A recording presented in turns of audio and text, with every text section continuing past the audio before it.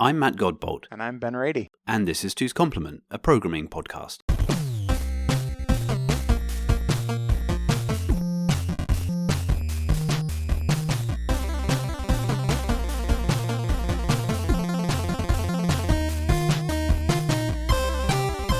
Hey Ben. Hey Matt. I am not convinced my levels are right here, so I apologize if the audio is awful on this. Something isn't going well here. You think it's too quiet? I think it's too quiet. I mean, how does it sound to you? It sounds good to me. All right, but I've turned the gain up here and it looks really... Okay, well, we'll go with that. Anyway, hi! Yeah. How are you doing, friend? This is a catastrophe for editing Matt, as we were just...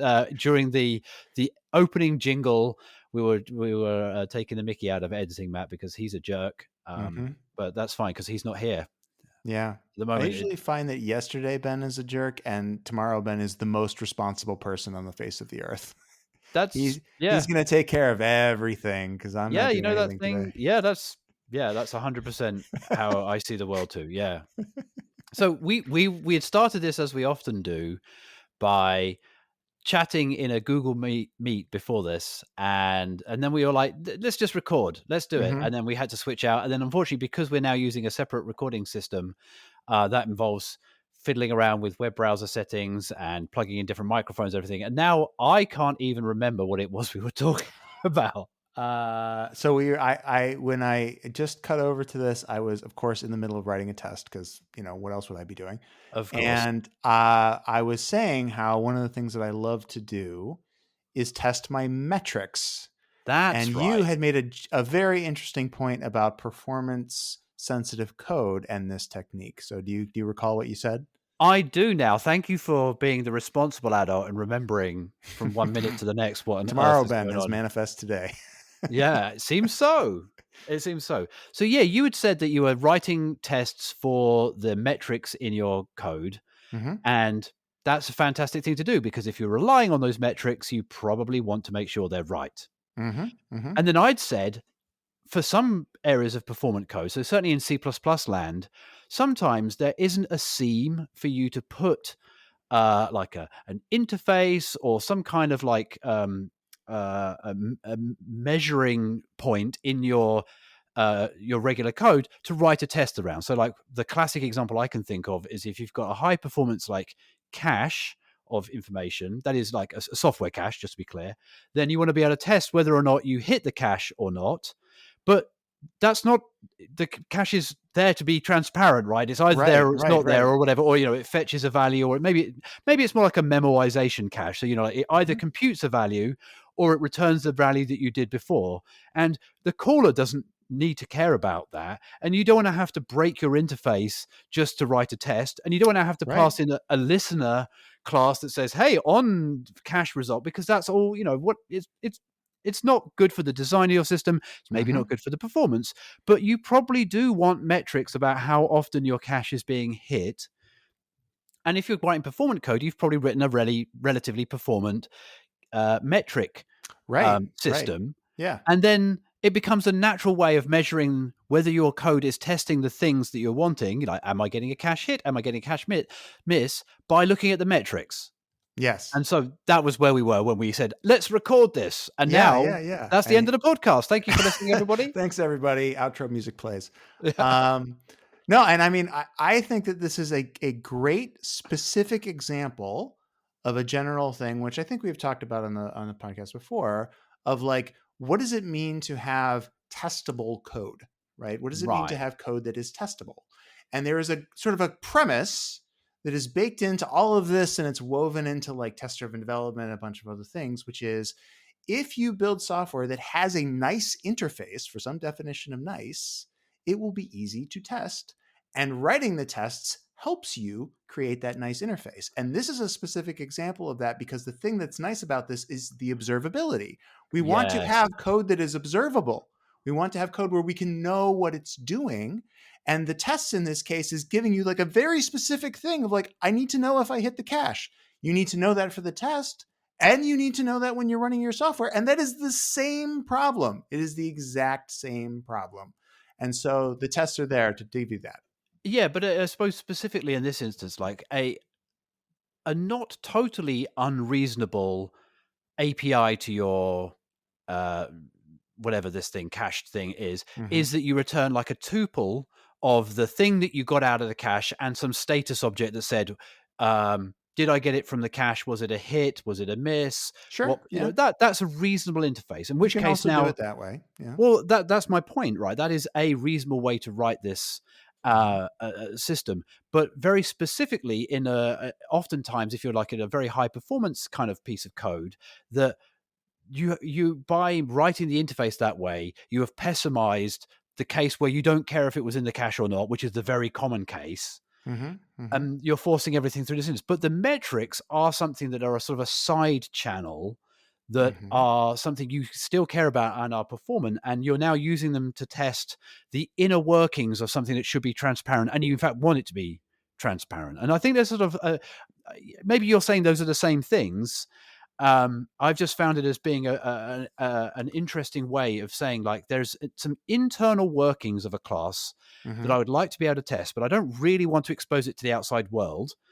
And I can't expose it to the outside world through either because the performance characteristics would be different, but I can't directly expose it to the outside world. And so this metrics represents an indirect way of me accessing interesting things that happened in my class. Yeah, I kind of get what you're saying there, but I think it all hinges on the definition of outside world. Right? Okay. Like the caller of the code is let's live in a multiverse for a second here.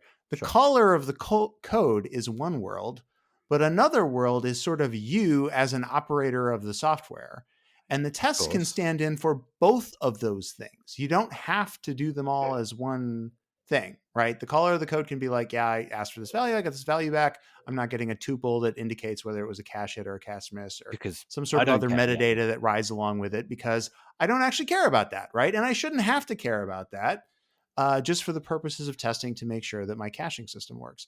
But you as an operator of that software, you as somebody who's going to be, watching it run and making sure that the performance is good and making sure that the changes that you've made have taken place as you would have expected, need another dimension into the multiverse of ways to see what is going on. And the tests can stand in for that too. There is another actual aspect of this. I was just ranting to you earlier this week about this, actually, when we were at lunch. There is another aspect of this that I think holds here, and that is logging. Usually what people do is they have a logging system and they just dump things into the logs. It's like, oh, I've got this variable here, I'll log this out or whatever it is, right? And it's the really unfortunate case when it's like, okay, yeah, we have the log statements in the code for when the terrible thing happens, and then you go and you look in the logs because the terrible thing has happened, and what you see is like the magic value is %s, because your whatever logging thing that you set up didn't actually capture the value that you wanted because you thought it was templated and it wasn't, or whatever it is that happened.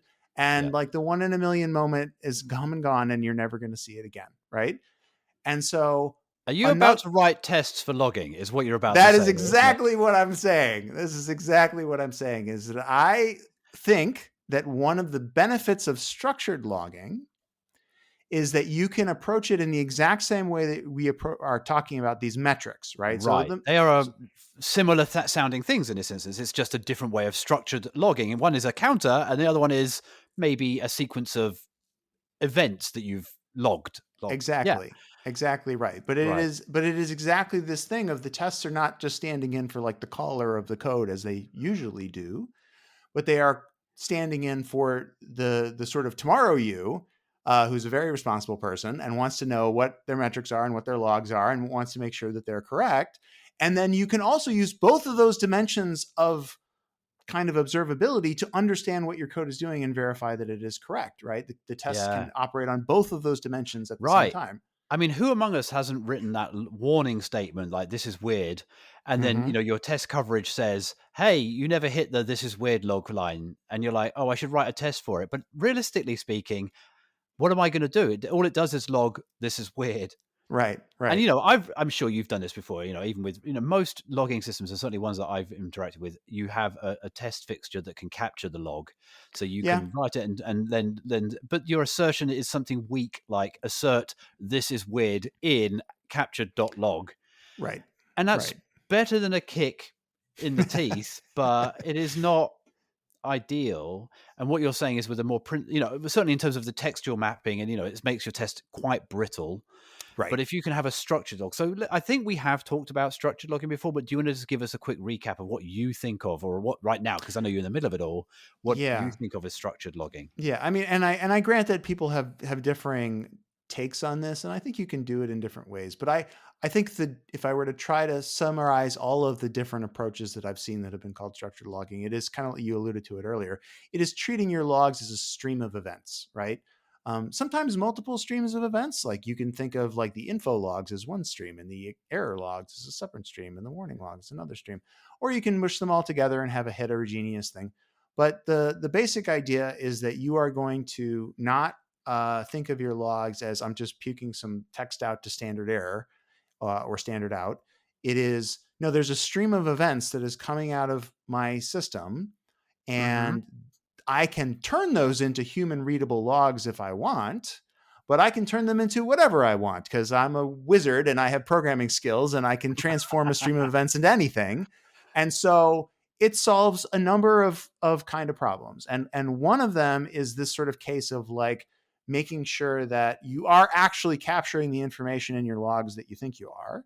Right. Another one is this sort of case of like, well, how do I make sure that we're responding to this situation in which I want to do nothing? And in fact, the thing that sort of kicked off this whole conversation 10 minutes ago was me writing a test for a situation where I was skipping a trade that I wanted to ignore intentionally because it was being replayed, right? Like it was like, oh, I want to make sure this is idempotent.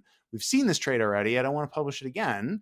So like the correct action is to do nothing, right? Now, in that case, I was making an assertion about a metric, but you could easily imagine that that could also be a log statement, and testing that nothing has happened is a very important thing to be able to do. Right. And more importantly, discriminating between the nothing has happened because I processed the event correctly and determined that nothing should happen, compared to you didn't call the process event function at all in your test, and therefore nothing happened. Right. Exactly. Which is so you can distinguish them when the nothing that happened is actually something did happen.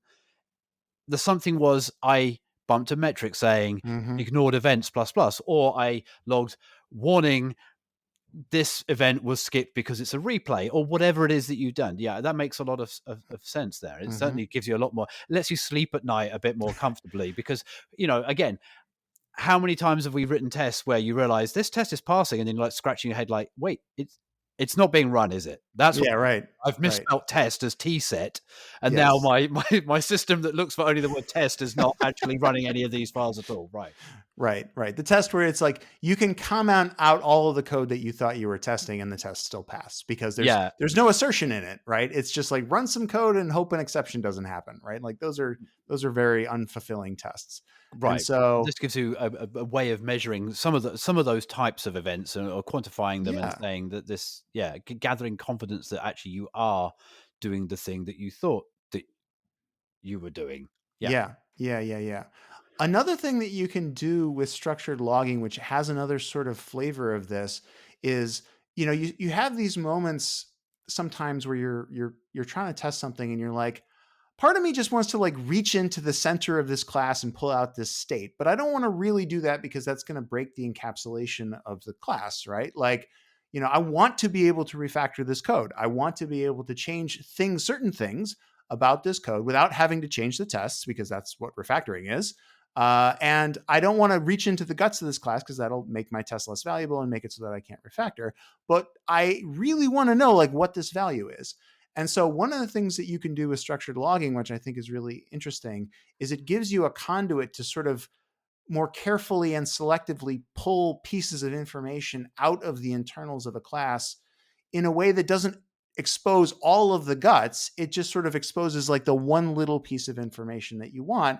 And the example of this is like, you're going to have a log statement that says like the queue size is 5, right? Well, it's like, I don't want to reach into the guts of the class and check to see what the queue size is, But like in the instances where it's important to log what the queue size is, I can use that as a way to confirm my suspicions about what it should be, right?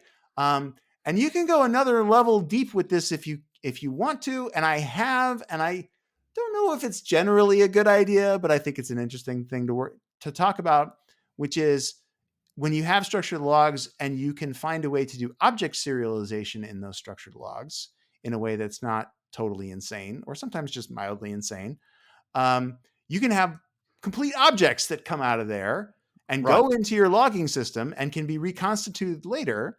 And the one place where I think I have seen this done the least insane is with exceptions, right? Like you have, part of your logging system where if an exception occurs, you have a reasonably high confidence serialization system that allows you to capture that exception, maybe with some special cases in there to make sure it's not too big or contains like a reference to like a, ephemeral resource or some other thing like that. But you have some confidence where you can turn it into something. And then when you're troubleshooting that error later, you can reconstitute it. And I think that is a more obvious way to do this kind of thing. But I could also see situations in which that structured logging allows you to sort of, in a less brittle way, in a less encapsulation violating way, check to make sure that the internal state of things is what you expect it to be without creating direct dependencies from the tests into the internal parts of the code. And I think that's a special case of what I was talking about right at the beginning, which is to say, again, the internal state in this instance is whether the cache was hit or not. And it's just a way of exposing that internal state without making it either in the face of the caller or having to add a whole metric subsystem specifically into that cache and say, did the last thing, all those kind of things. So it's a really nice way of, like kind of side channel attacking the internal state of your, and slightly better than, like having the other sort of, I guess, is it an anti-pattern? Let me see what you think. How many times have you written something that's like, get cache for testing, the function that's called that, which is, like you look at it and you say, this uses the same functionality as the real test function. Sorry, the real cache function, but it does return that tuple with all this extra information about it. And you're kind of like, you look at it and you say like, I hope that I don't have a bug that is represented in the untested cache get function that isn't in my for testing cache. And you kind of look at it and you go like, it's 3 lines. I think it's fine. Or, sometimes you can implement one in terms of the other and hope, fingers crossed, that the optimizer throws away the fact that in your not test version, you always discard that kind of side channel and therefore, it nets out. That's a nice way of doing it. But, so do you think anytime, I mean, I certainly think of it, anytime I write a test that has for testing in it, I do die inside a little bit, but sometimes it's a necessary evil if I haven't got this. It's not great, but if I have to choose between adding a little bit of extra complexity to my code and not being confident that it works, I'm going to go with a little complexity is worth knowing that it actually works. Right. But if there's a way to do both of those things at the same time, or do it in a way where that sort of surface area of the for testing is not only smaller, but also useful for other things. Right. In which case, that's a better way to do it. It loses the for testing at that point, right? It just becomes, it is just like, hey, this is a window into this class that is useful. Yeah, exactly. And the metrics are exemplify that. Metrics and or structured logic. Yeah. No, that's cool. Yeah. Well, that's kind of all we had. I mean, I was going to say that's all we had planned, but we had no plans. We were just talking, and then we're like, we should probably record this. So here we are. We could talk about metrics some more. I have lots of ideas. Well, let's do that. Good ways to. Let's do metrics. that then. Yeah, I didn't want it to like peter out awkwardly here. As it was. No, so one thing that I debate a lot is the sort of, I would say, the difference between push and pull metrics. So let's contrast two systems in particular as examples here. So one of them that is kind of top of mind for me recently, actually, is a system like StatsD, right? The way StatsD works is you have a centralized metrics collection service, and you create, and there's clients that do this for you, but just describing how the protocol works. When you have like a metric, like a counter that you want to increment, or maybe a gauge that it's like, the disk is like 96% full, then you create a very small human readable text snippet, which is like, I think it's like the metric name and then a pipe and then a value and then a pipe and then like the type, whether it's a gauge or a counter or something like that. I think that's roughly the statsd thing. And then you put that in a datagram and you send that datagram off to your central collection server, and you have no idea whether it got there. Right. And you But mean like literally a network packet, a single correct. network fire and forget network Yep. packet, UDP. Yes. UDP datagram just goes whoop. And the idea is that this is really useful for metrics where you don't want to block the sender, right? Like you don't want the sender to be like, oh, I'm waiting to send this metric somewhere. But if it doesn't get to where it's going, it's maybe not the end of the world, right? So that is sort of one style, and there are other ways to maybe make that a little bit more reliable. And certainly if you use gauges and things like that more frequently than counters, you can get like pretty reliable statistics out of that. But one of the great advantages of that is that the senders or the receiver doesn't need to know that the senders exist. You can have a situation where it's like a new system comes up and it starts publishing its metrics.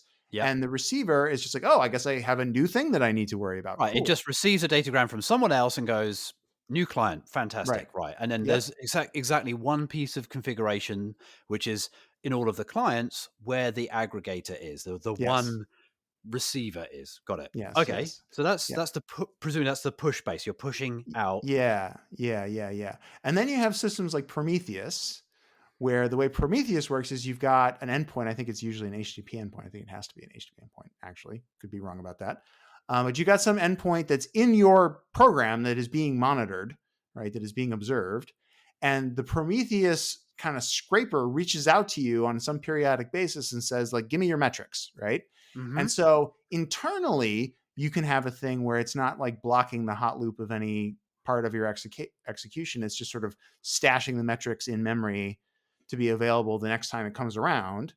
But it's just taking this sort of like periodic snapshot of what is going on with the metrics, right? Now, I'm not even talking about like the actual metric collection internally, because there's like a billion different ways to do that. I'm kind of just talking about like, okay, assume you have a program that's got application level metrics. How does it get to somewhere else other than that machine? Right. And I think these are the sort of two basic ways that I've seen people do it. Absolutely. Push and pull. I mean, we've talked, I think, about various UDP-based systems before. I mean, we had one several companies ago that I know you worked on, which was a metric collection system that was more of the UDP datagram-based thing. Obviously, statsd is an example of that. It has a lot of benefits. You mentioned the configuration is straightforward. It's non-blocking for some definition of non-blocking right. in the publisher. I mean, sending a UDP datagram is kind of a heavyweight activity in some worlds, but it's straightforward, relatively speaking, and certainly the statsd format is very straightforward, so you blast it off.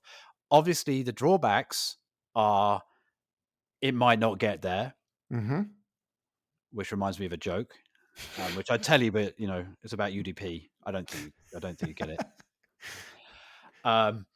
It might not get there. If it does, if the collector is down or misconfigured, you'll never know. You're just sending it out into the ether, literally.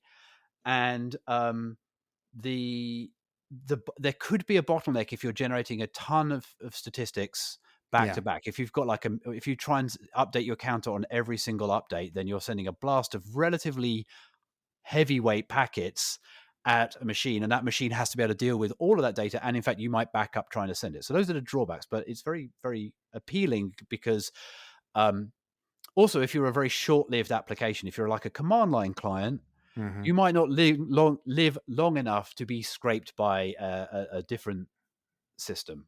Right. Then let's talk about the pull-based systems, and let me just read that back to you. So in this instance, somehow some centralized system has to know about all of the places that have metrics. Yeah. And then it is responsible for connecting to them in turn or however, and saying, give me a snapshot of your metrics, please, over HTTP or TCP or something like that.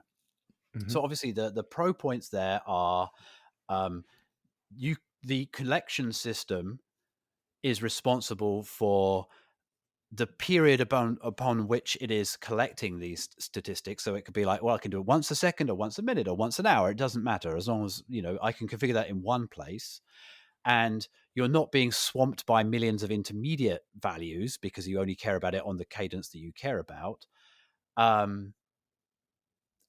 The drawback is, how do you find all your clients? Right. That sounds relatively common. Now I've got another problem. So yeah, okay, I've just read those back to you, but obviously you brought this subject up because I believe you probably have opinions, and I'd be interested in your opinions on those I things. do have opinions. I do want to make the point, though, by the way, about sending the datagrams, is that you don't have to do that in process. Just as with Prometheus, you're going to store your metrics in memory and then it's going to get scraped. You can also store your metrics in memory and then send them out with some cadence over UDP, right? Like you can That do makes them in sense, line. yeah. You don't have to, right? That makes sense. Yeah. Yeah.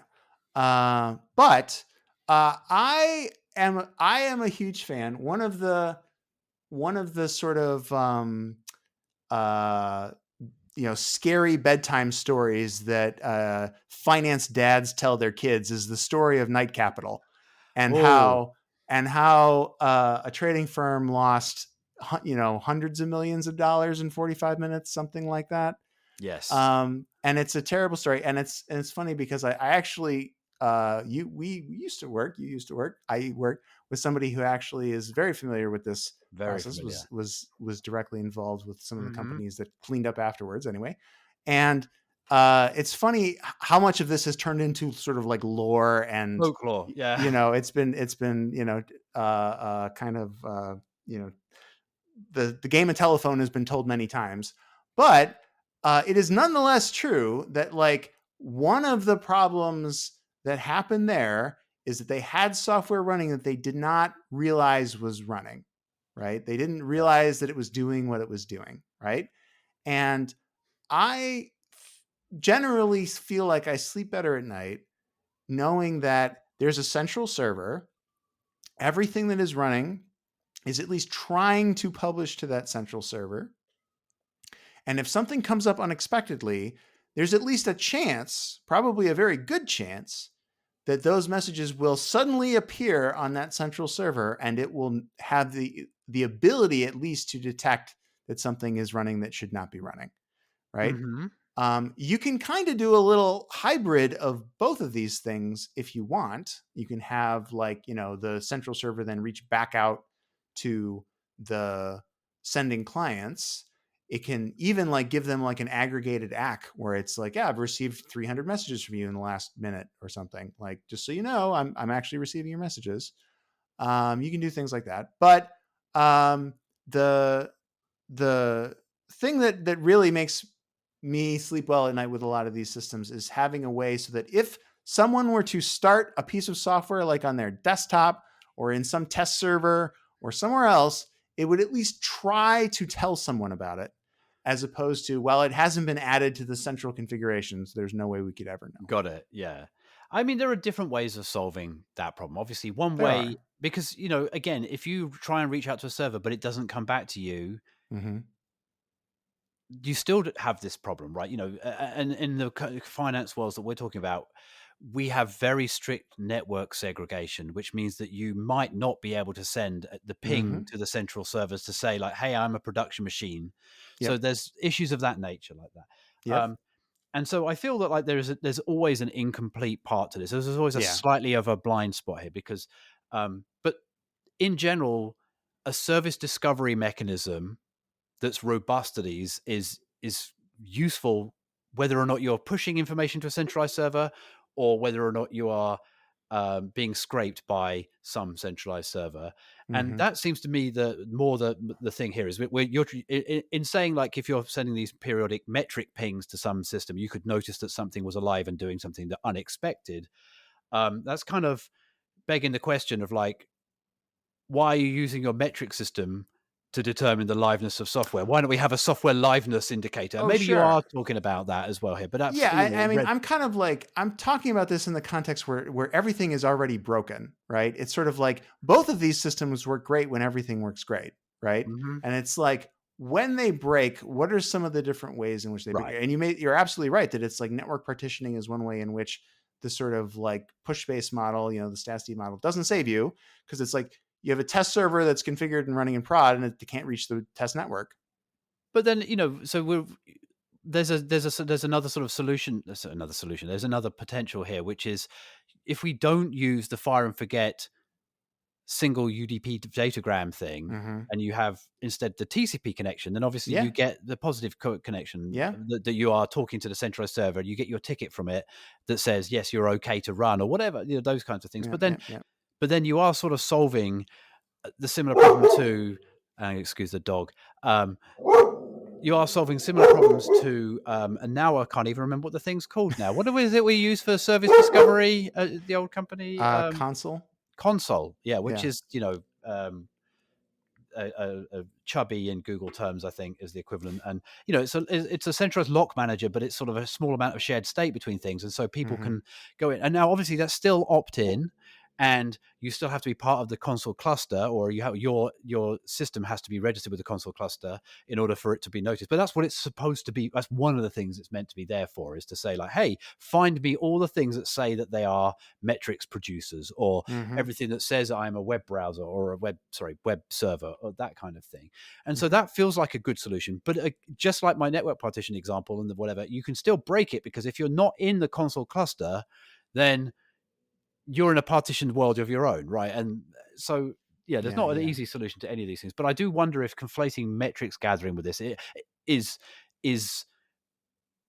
a good thing, whether or not, you just mentioned in passing that this is a useful thing to be able to do. It certainly is a surprise if you get this is one of those things where it's like, this is not a real solution to the problem that you're talking about it being. Like, you're like, we have A and B. We're trying to choose between A and B. And I'm like, I think I like A better than B. And I was like, why? Yeah. Well, it's like, well, because in certain situations it'll solve this problem. It's like, well, but in other situations it won't. It's like, yeah, but that's not why we're talking about A and B. I'm just trying to pick between two options, right? No, that's really interesting. Yeah. So it's just, no, I got it. And I mean, ultimately, it's almost like, what if you were to do, if you're doing metrics gathering, the hybrid solution where, instead of proactively being scraped, you just connect into the central server, and then it asks you.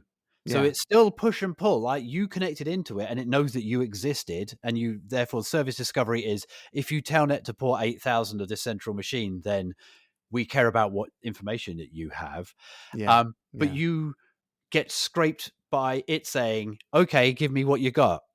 But obviously that doesn't work over HTTP, which obviously has convenience methods. Certainly when I'm a developer, it's useful to be able to hit my own web server. And in fact, some of the tests I wrote involved scraping back over the HTTP port to check that I was actually exposing the metrics that I thought I was exposing when I was writing my own Prometheus endpoint. So I think, and to say that the Night Capital legend was purely, and not that you did, but like, there were so many other aspects to that.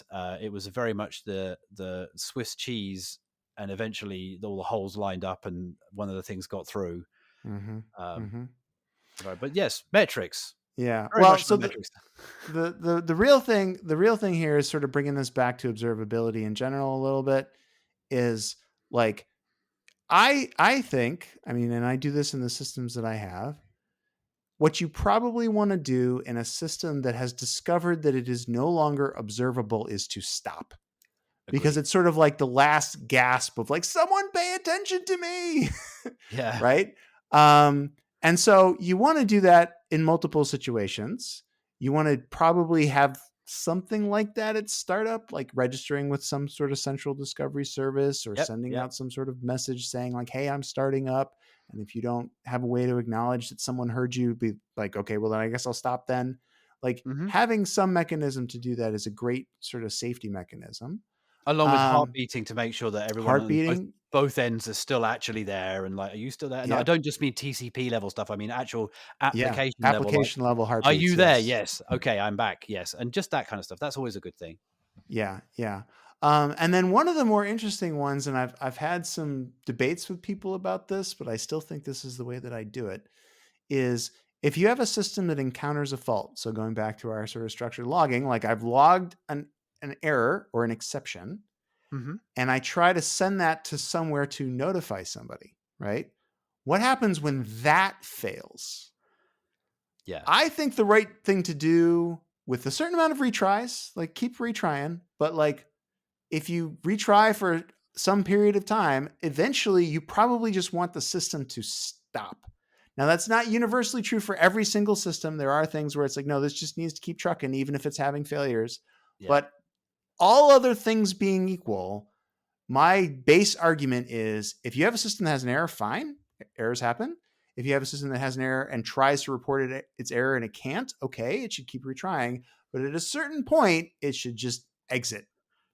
I would not disagree with you on that. I mean, but just to sort of like remind the listener, though, that, you know, you and I come from a world of finance where there's a lot of regulatory stuff around. If we can't log what we're doing, or, you know, again, night capital type stuff, if we can't tell somebody that something is up, then the best course of action is to stop doing anything further. Log everything you can to disk and then kill the process and be done with it, and hope that get someone's attention, right? Why are we not trading anymore? Oh, it turns out the process self-destructed. Why is that? Well, there's been a network split and it can't tell us that the position's out, you know, those kinds of things. And those are more defensible. But yeah, if my pacemaker can't log an error, then maybe I don't want it to stop. But you know, obviously I don't want my home Wi-Fi router to turn off because it can't send logs to some place that I don't care about the logs for, right? That's exactly. Yeah. So there are ways, but I think as a sensible, and even within the finance industry, I think, you know, this is something that I've worked on desks where it is okay to not be up and running. Like it's not great, you know, there's going to be some very long meetings that you're gonna have to explain yourself, but it's like not if you're not on and trading, the only thing is an opportunity cost. You know, you weren't able to make money or whatever, and there are manual ways of trading out of positions and those kinds of things. But if you have obligations to an exchange or downstream clients, then maybe you have to limp on and say, look, it's better for us to continue to be able to provide this service, albeit disrupted. But I've never worked on a situation like that. So I'm always down with yes, you know, like literally my C++ exception handling stuff is like log everything you can to disk and then kill -9 myself. Like, you know, there's no way we can carry on after this point here, right? We are done and dusted. I don't care if like the destructors don't run properly, just kill the process at this point. And that's always okay. Yeah. Yeah. I tell you though, just to tie this back to testing, because why not? That's where we started. Why not? The one piece of code I've never really come up with a great way to test is the code that kills the program. So there is, at least in a C++ framework I'm familiar with, there is a death test, and it works by forking the process and then communicating between the two processes to make sure that this actually kills the process. Now, unfortunately, Unix being as complicated as it is, there's signal handling and there's like child-parent relations, and you can still not always get it right. But it's not a bad way of saying this should abort the process, right? Literally kill the process and be done with it. And you go, well, okay, I'll fork myself here, no snickering at the back, and the child process will do that, and then the parent process monitors to make sure that that's what happens through some, you know, Unix domain thing. So you can write tests for these things. There's never an excuse not to write a test for something, he says. Very well aware that I've just spent the last 2 weeks writing very limitedly tested code, but that's a whole other story for another time. Yeah. All right, friend. I think that's probably a good place to call it, right? Yeah, this expanded from I have an idea to 40 minutes worth of conversation, which is how it should be, and I've enjoyed it. But metrics are more useful than you might think, and you should keep them. And structured logging is always a choice too. So yeah, it's a choice, that's for sure. All right, friend. Until next time.